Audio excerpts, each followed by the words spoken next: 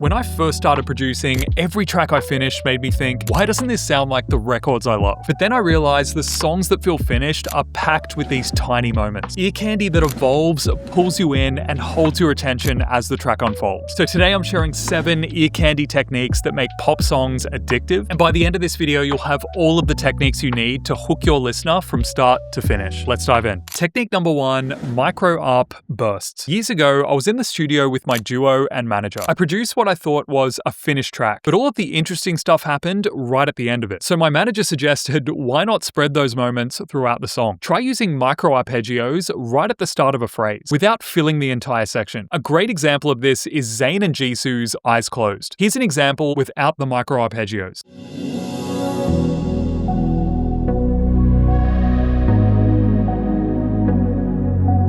Now listen with a short arpeggio just at the phrase entry.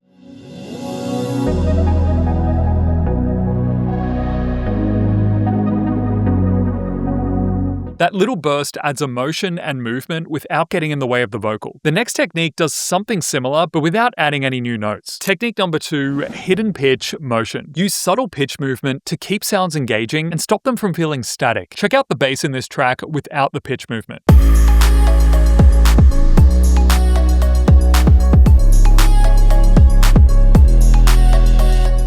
It works, but feels a little bit dry. If we now just add some very subtle glides every couple of bars or so, this is what it sounds like.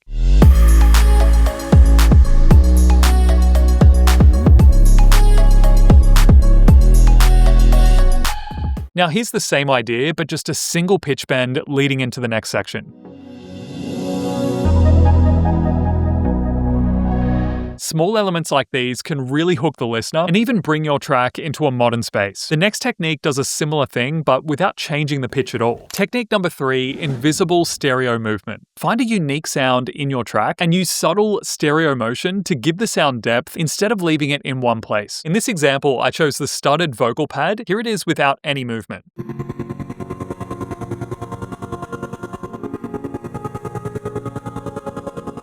And now in the track.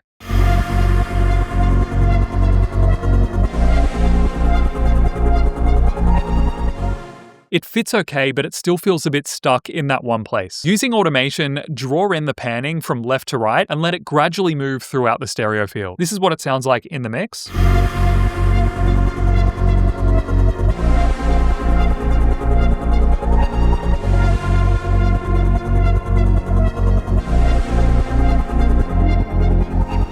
It really opens up that sound and highlights it as a standout element in your mix. But of course, you don't always need movement to make a sound stand out, which brings us to technique number 4, vocal ear candy. Create one-off vocal moments that grab attention and then disappear. Here's just a basic vocal from Splice without the vocal ear candy. Hold tight, I'll be here with you all night. It sounds okay, but it lacks just a little bit of atmosphere and energy. So what I'm going to add underneath certain vocal phrases are vocal reverses, so taking just a couple of words, reversing it, and using a fair amount of reverb to push them back in the mix, alongside another reverse technique, which involves duplicating the main vocal, adding reverb, printing it, and reversing it again. So this is the result. Hold tight, I'll be here with you all night.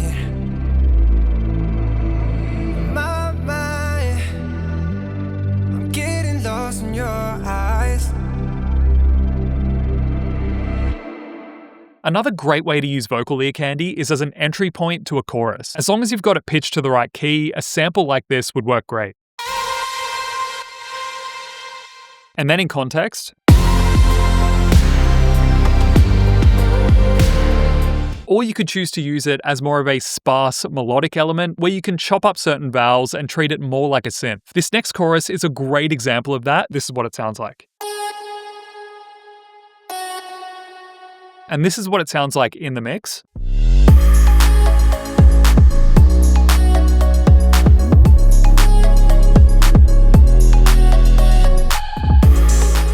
So vocal chops or phrases are a great way to add ear candy to your tracks, and as long as you use them sparingly, you'll get a great result. Technique number 5, the momentary sparkle. Try adding small, one-note moments to reset attention, without necessarily introducing a new part. So have a listen to this phrase in Bedchem without it. It's solid, but there's nothing to really draw you in. Now listen as we add a very subtle one-note string at the start of each bar. This is what it sounds like.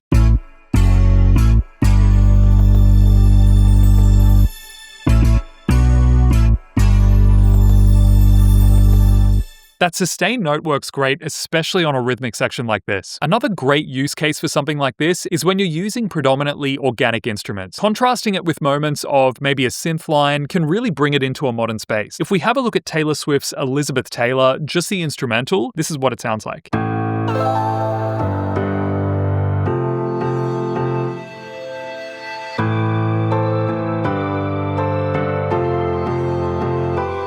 In contrast to those pianos, that synth does a great job of building tension from one bar to the next. The next technique adds character and tension as well, but this time without sounding synthetic at all. Technique number 6, organic textures. Layer subtle, real-world textures to make the track feel human. The ear will pick up that added dimension without even noticing the sound. So if we have a look at the chorus for Tate McRae's Tit for Tat, this is what it sounds like without the organic sounds.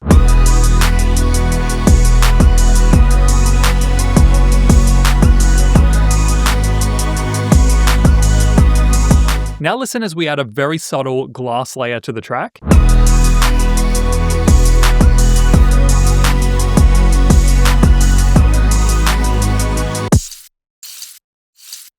Ear candy like this can really add another dimension to otherwise synthetic instruments. And so the last technique ties everything together. Technique number 7, accent hits. Add small percussive hits between the main drums to keep the groove moving, but without creating a new rhythmic part. Here's the chorus of Justin Bieber's Too Long without those percussive elements.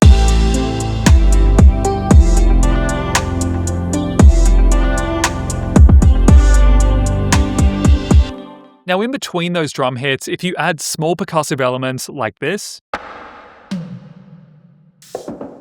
and now in the mix,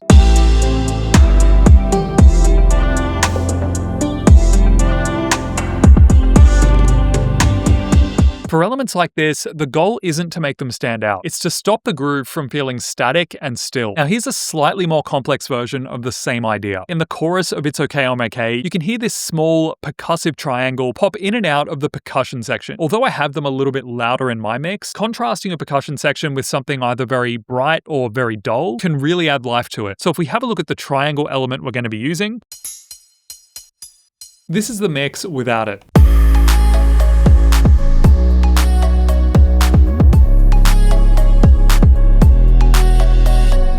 And here it is in the mix.